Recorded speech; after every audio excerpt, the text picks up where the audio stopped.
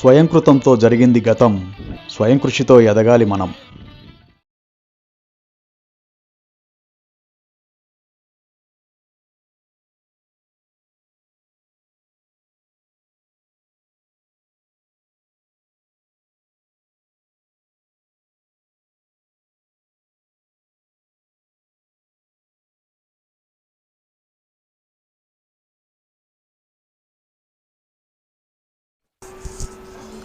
కంభం చెరువు.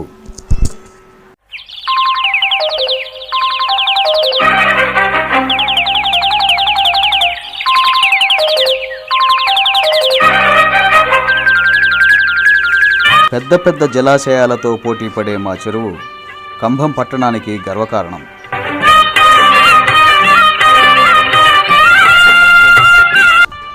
ఈ చెరువు కట్ట స్థానికులకే కాకుండా చుట్టుపక్కల ఉన్న పలు గ్రామాల ప్రజలకు ఒక పిక్నిక్ స్పాట్. ఇది ఎంత పెద్ద చెరువు అంటే దాని చుట్టూ పెద్ద పెద్ద పర్వతాలతో ఆవరించి కొన్ని చిన్న చిన్న కొండలను తనలో ఇముడ్చుకున్న విశాలమైనది.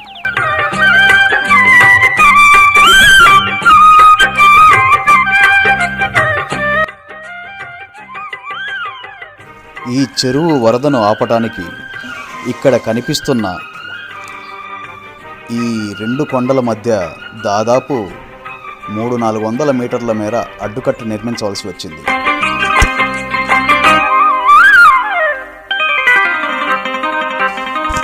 ఐదు 500 సంవత్సరాల క్రితం శ్రీకృష్ణదేవరాయల వారి రెండవ భార్య రుచిదేవి దీనిని నిర్మించి ఆమె వరదరాజమ్మగా కీర్తి గడించింది.